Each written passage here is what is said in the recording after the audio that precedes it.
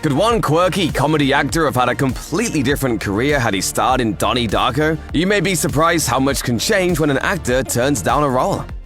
Marvel Studios wanted to make a thunderous impact with its new cinematic universe back in 2008, so it set out to employ a few big names for its debut feature, Iron Man. One of the first to sign up was actor Terrence Howard, who had been nominated for an Academy Award a few years earlier for his performance in Hustle and Flow. He was cast as Tony Stark's best friend, James Rhodes, an Air Force pilot who in the comics eventually becomes an armored hero himself named War Machine. Though Howard didn't suit up in Iron Man, the clear implication was that he'd get his shot in the sequel. But any plans to do so were scrapped when the studio attempted to slash his fee for Iron Man 2. The actor refused to budge in negotiations, and Marvel responded by simply firing him and bringing in Ocean's 11 star Don Cheadle as his replacement. Howard later said that this ousting all but destroyed his career.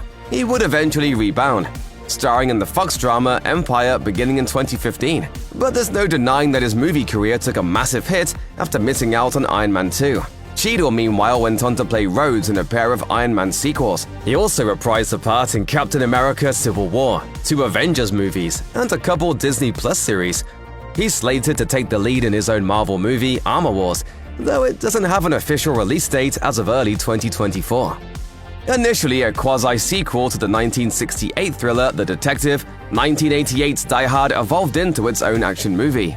This led producers to look for a big name to play the film's disillusioned cop, John McClane. In addition to established movie stars, the studio also looked at big names from the small screen, eventually settling on moonlighting star Bruce Willis. He wasn't the first choice though. Don Johnson of Miami Vice fame was initially offered the role. For whatever reason, Johnson passed, and Willis stepped in, eventually leading to what is now considered one of the best action movies of all time. From there, Willis all but put TV behind him, and was one of the biggest box office draws of the 1990s, starring in Pulp Fiction, 12 Monkeys, Armageddon, and The Sixth Sense. He also reprised the role of McClane in 4 Die Hard sequels. Johnson, meanwhile, continued on Miami Vice through 1989, but his career stalled out from there.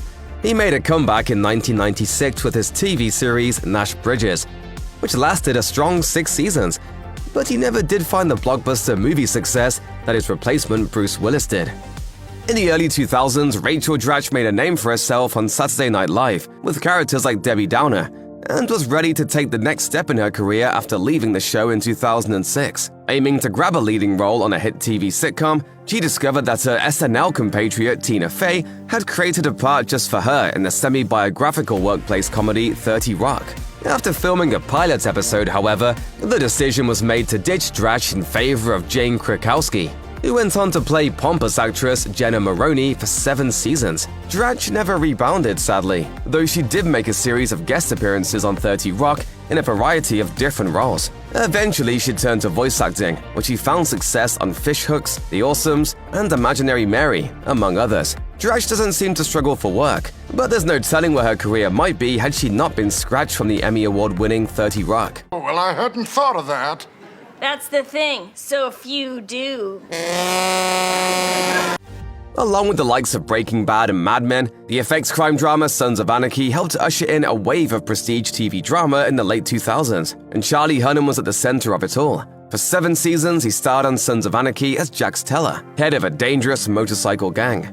From there, he became a genuine international sex symbol with a mix of bad boy charm and rugged good looks. During the show's run, he'd already taken a shot at the silver screen, starring in films such as Pacific Rim. When Sons of Anarchy ended, it seemed that nothing would stop him. A few failures, however, cut him down to size. This included the disastrous attempt at a cinematic universe in King Arthur: Legend of the Sword, and an ill-advised remake of Papillon. But he almost had a chance to assert his box office dominance when he was offered the role of Christian Grey in the controversial adaptation of the erotic novel 50 Shades of Grey. Despite his enthusiasm for the film, Hunnam had to leave the project due to scheduling conflicts. He was quickly replaced by Jamie Dornan, and it's a moment that Hunnam admitted has haunted him ever since. While he starred in interesting films like Crimson Peak and Triple Frontier, he still never found a project that's been as successful as 50 Shades. Sometimes there's no better way to fill a role in a movie than to cast an actor who's already played a similar character to great acclaim. That was the case when the producers of Grease set out to find an actor to play leather-jacketed greaser and teen rebel Danny Zuko for their big screen adaptation of the classic musical. Their first choice was Henry Winkler, who'd already become a star on television for playing the similar character Arthur Fonzie Fonzarelli in the generational sitcom Happy Days. Concerned about typecasting, Winkler declined. "'Cause I'm the Fonz, huh? Hey. The part instead fell to John Travolta, whose breakout hit Saturday Night Fever hadn't even been released when he snagged the role. At the time, it might have seemed like the right move for Winkler, whose career playing the Fonz on the small screen continued unabated until the mid-80s. But Grease helped catapult Travolta to movie legend status, while Winkler was mostly stuck on television. Winkler has thankfully found plenty of success of his own over the years, most recently earning acclaim for his role on HBO's Barry. But he's acutely aware of the fact that he might have become a bigger star had he said yes to Danny Zuko. He told Newsweek, "I went home and had an orange juice. John Travolta said yes to the role, and he went home and bought a plane."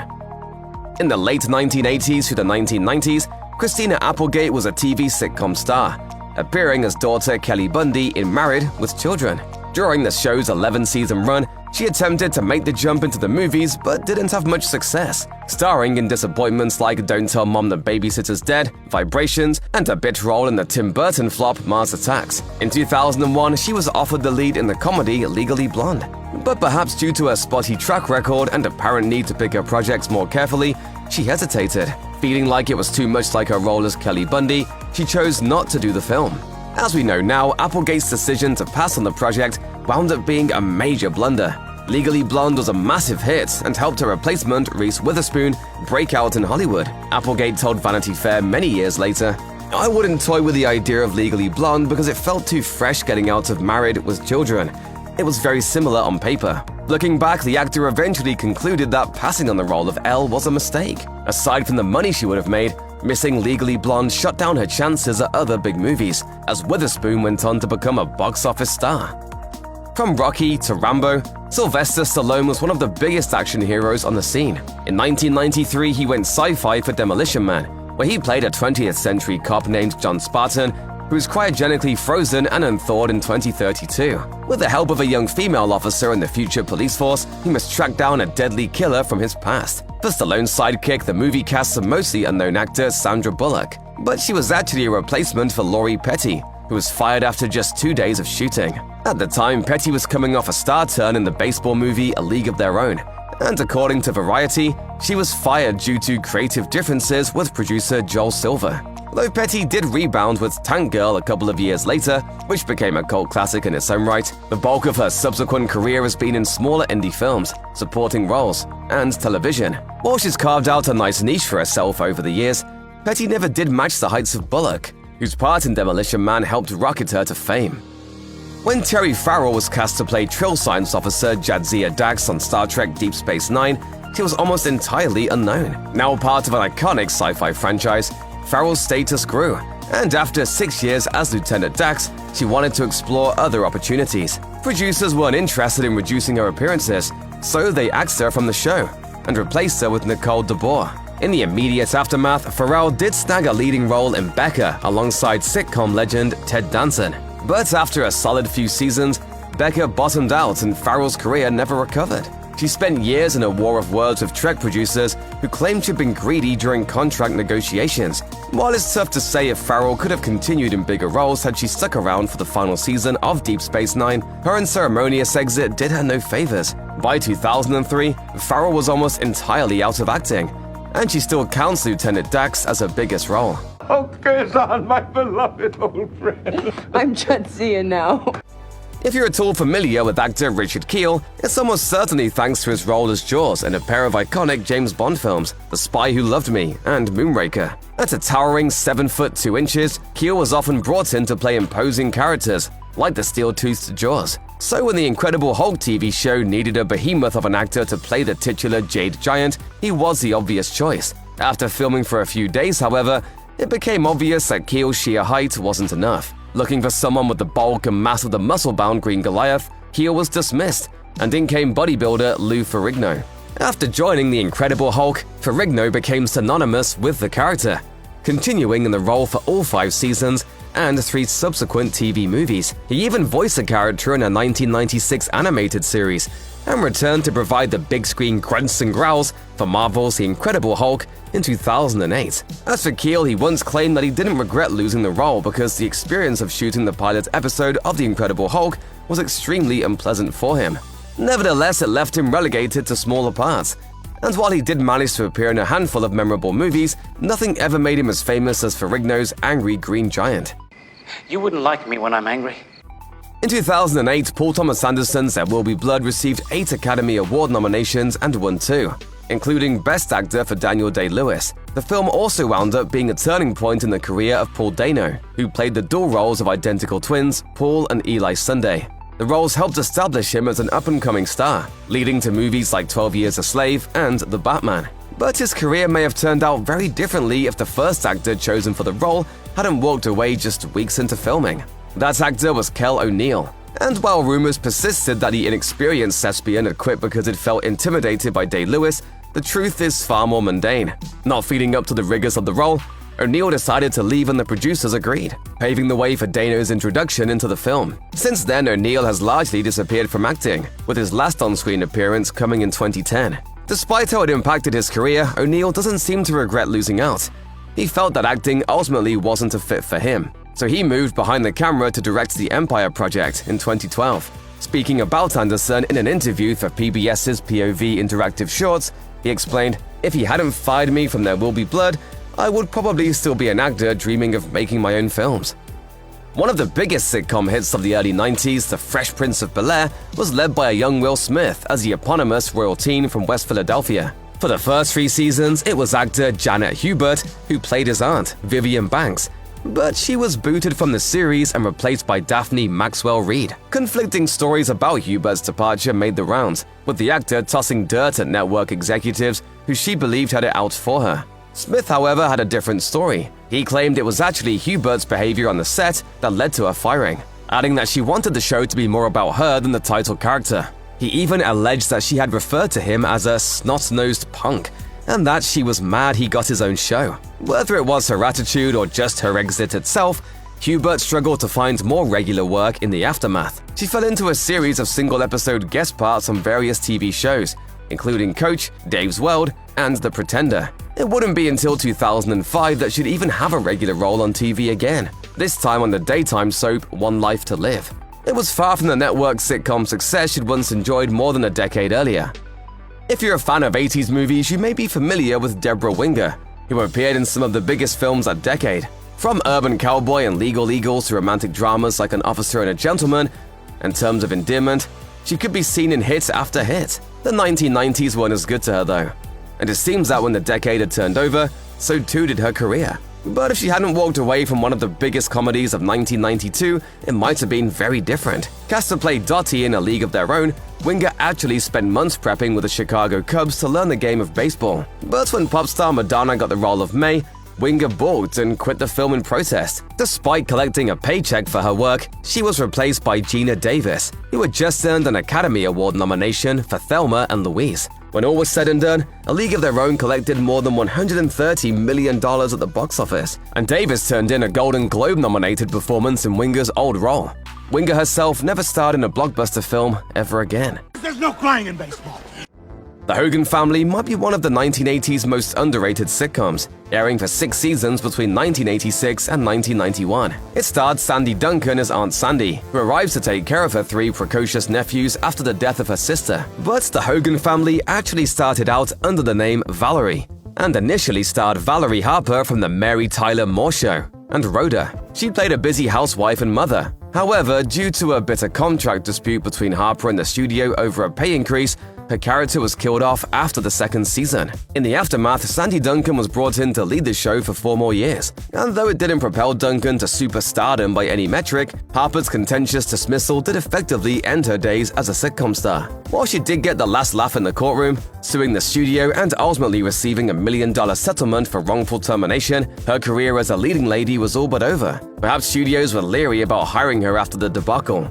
But whatever the case, Valerie was the last time Harper would star in her own series, aside from the short-lived 1990 show City.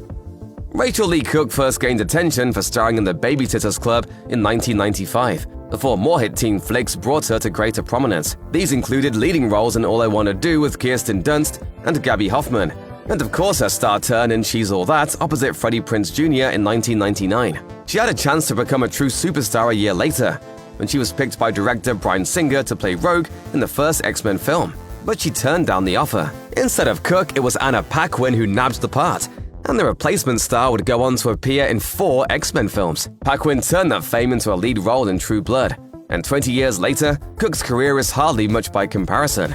Looking back in 2021, she called the decision not to play Rogue a huge misstep, and it's not difficult to understand why. But according to Cook, she was being advised to pick her roles carefully for fear of not being taken seriously. She told Insider, "I definitely did things for the wrong reasons." Wait, it's not over yet. The decision to pass on X-Men becomes all the more perplexing when you realize she instead chose to star in the box office flop Josie and the Pussycats. In the early 2000s, there were few hotter names than rising star Josh Hartnett. After breaking out in hits like Pearl Harbor and Black Hawk Down, Hartnett met with director Christopher Nolan to discuss the possibility of taking on the title role in Batman Begins. But comic book movies didn't have a good reputation at the time, and fearing it might actually hurt his nascent career, the actor took himself out of consideration. American Psycho star Christian Bale was eventually cast as a Caped Crusader. The film made Bale a bona fide A-lister, while turning Nolan into one of Hollywood's hottest directors. Hartnett, meanwhile, missed a chance to rebound from his failure on Hollywood Homicide, and instead starred in the notorious flop Lucky No. 11. Open about his regret for bypassing the chance to be Batman, Hartnett made no secret that the movie was a big mistake that hurt his career. He even felt it put him on the outs with Nolan. Hartnett told Playboy in 2015, "He didn't want to put me in the Prestige. They not only hired their Batman for it, they also hired my girlfriend at the time." Nearly 2 decades later, the director and actor have apparently patched things up, as Nolan gave Hartnett a role in 2023's Oppenheimer. Christopher Nolan wasn't a big-name director when he chose to take on a new series of Batman films in the 2000s. The Caped Crusader hadn't been doing all that well himself. The character's previous outing, 1997's Batman and Robin, is often reviled as one of the worst superhero movies ever made. Nolan wanted to bring the grittiness back in a grounded and realistic take that could make audiences believe a billionaire would dress up like a bat to fight crime. When Nolan set about casting 2005's Batman Begins, Christian Bale wound up being the perfect choice and chin for the role. And standing next to him was Katie Holmes, then best known for starring in the TV series Dawson's Creek. The film went on to be a massive hit, and it was no surprise that a sequel followed in 2008. But while the rest of the cast returned, there was one conspicuous absence: Katie Holmes had been replaced by Maggie Gyllenhaal as Rachel. It's always been unclear as to why Holmes didn't appear in The Dark Knight. Nolan said he wanted her to return, but she was unavailable. Holmes, meanwhile, later said it was her choice not to come back. And while she expressed that she didn't regret it, she hasn't been in many high-profile films since. The Dark Knight remains one of the major releases of its decade. Maybe returning for the sequel wouldn't have given Holmes' career the boost it needed, but it sure couldn't have hurt.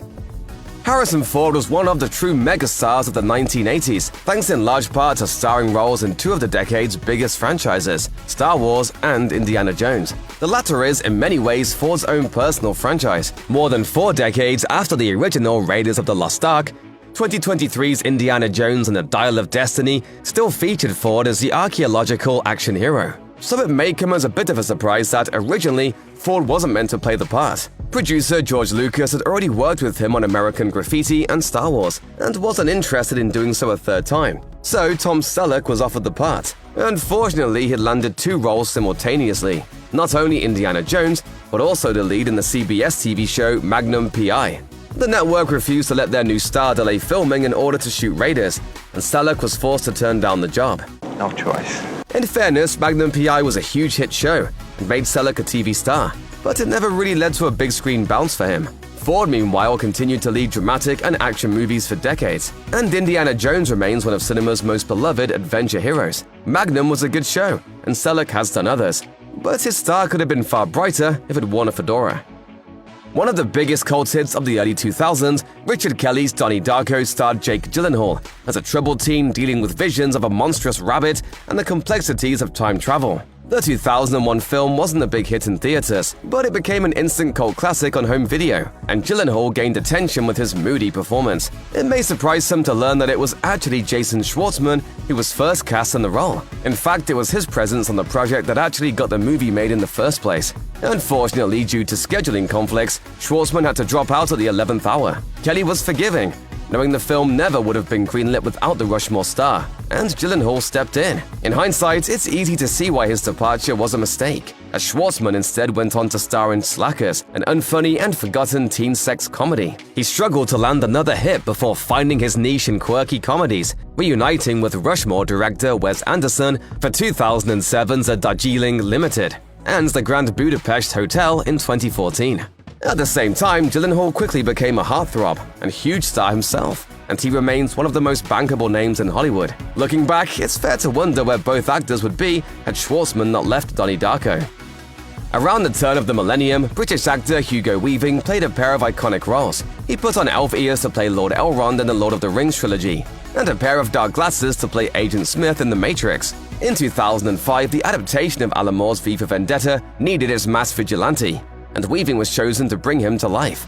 But only after the film's first pick, James Purefoy, left the film in a huff. As Purefoy described it, he wasn't happy that nearly the entirety of this role put him behind a mask. And what I am is a man in a mask. Purefoy may have some reason to regret his decision though, because the movie was met with strong reviews, even if it wasn't a major box office success. More importantly, V for Vendetta was a veritable cultural phenomenon, with the imagery of Weaving's character and his grinning mask becoming a symbol for an entire generation of anti-establishment youth. Though Purefoy would quickly find success on the small screen with Rome the same year, his big screen career never did take off. A string of box office bombs followed, from Solomon Kane to John Carter. But who knows what may have been had he gritted his teeth and played the titular V, mask and all.